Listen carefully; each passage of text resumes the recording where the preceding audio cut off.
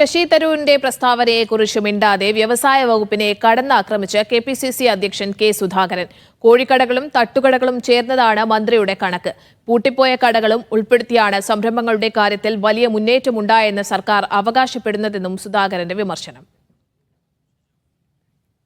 ഷിജോ കുര്യൻ തിരുവനന്തപുരത്ത് നിന്ന് വിവരങ്ങൾ പങ്കുവയ്ക്കാൻ ചേരുന്നുണ്ട്. ഷിജോ, കോൺഗ്രസ് നേതാക്കൾ ഒന്നടങ്കം വലിയ രീതിയിലുള്ള വിമർശനവുമായി തരൂരിന്റെ ലേഖനത്തിനെതിരെ രംഗത്തെത്തിയിരുന്നു. സുധാകരൻ ഇപ്പോൾ തരൂരിനെ തൊടാതെ വ്യവസായ വകുപ്പിനെ മാത്രമാണോ കടന്നാക്രമിക്കുന്നത്?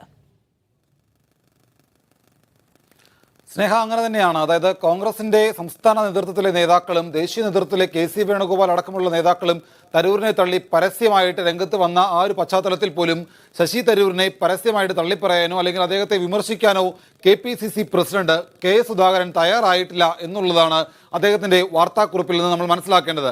വ്യവസായ വകുപ്പിനെയും സർക്കാരിനെയും അതിരൂക്ഷമായിട്ടുള്ള ഭാഷയിൽ കടന്നാക്രമിക്കുകയും പരിഹസിക്കുകയും ചെയ്യുന്ന കെ.പി.സി. പ്രസിഡന്റ് കെ സുധാകരൻ ശശി തരൂരിനെതിരെ കമ എന്നൊരു അക്ഷരം പോലും മിണ്ടിയിട്ടില്ല എന്നുള്ളതാണ് ആ വാർത്താക്കുറിപ്പിലെ ഏറ്റവും പ്രധാനപ്പെട്ട കാര്യം.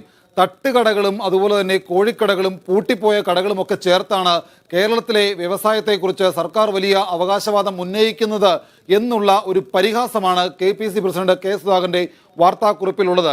സംരംഭകരെ തല്ലി ഓടിക്കുകയും കമ്പ്യൂട്ടറെ തല്ലിപ്പൊളിക്കുകയും ചെയ്ത കമ്മ്യൂണിസ്റ്റ് സർക്കാർ അല്ലെങ്കിൽ ആ ഇടതുപക്ഷ സർക്കാർ അതിനകത്ത് മാറ്റം വരുത്തിയത് അംഗീകരിക്കുന്ന കാര്യമാണ്. ആ നയത്തിൽ നിന്ന് അവർ മാറിയതിനെ അംഗീകരിക്കാം. പക്ഷേ വിളക്കരുത് എന്നുള്ള ഒരു പരാമർശം അല്ലെങ്കിൽ അങ്ങനെ ഒരു പരിഹാസം കൂടി ഇപ്പോൾ കെ.പി.സി. പ്രസിഡന്റ് കെ സുധാകരൻ നടത്തുന്നുണ്ട്. വ്യവസായങ്ങളുടെ കാര്യത്തിൽ ഉമ്മൻചാണ്ടി സർക്കാരാണ് എല്ലാ കാര്യങ്ങളും കൊണ്ടുവന്നത്.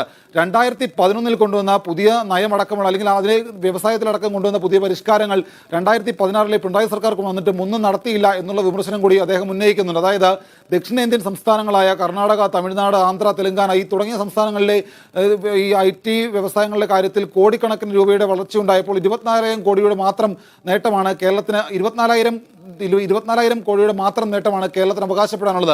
മറ്റ് സംസ്ഥാനങ്ങളുടെ കാര്യത്തിനകത്താകുമ്പോൾ ലക്ഷങ്ങളുടെ കോടിക്കണക്കിന് രൂപയുടെ വരുമാനം IT രംഗത്തുണ്ട്. കേരളത്തിന് അത് അവകാശപ്പെടാനില്ല എന്നുള്ള വിമർശനം കൂടി കെ.പി.സി. പ്രസിഡന്റ് പറയുന്നുണ്ട്. കേരളത്തെ നിശിതമായിട്ട് വിമർശിക്കുമ്പോഴും അല്ലെങ്കിൽ വ്യവസായ രംഗത്തെ നിശിതമായിട്ട് വിമർശിക്കുമ്പോഴും ശശി തരൂരിനെ ഒരു തരത്തിലും ഒന്ന് വേദനിപ്പിക്കാൻ പോലും കെ.പി.സി. പ്രസിഡന്റ് തയ്യാറായിട്ടില്ല എന്നുള്ളതാണ് അദ്ദേഹത്തിന്റെ വാർത്താക്കുറിപ്പിൽ നിന്ന് മനസ്സിലാക്കേണ്ടത്.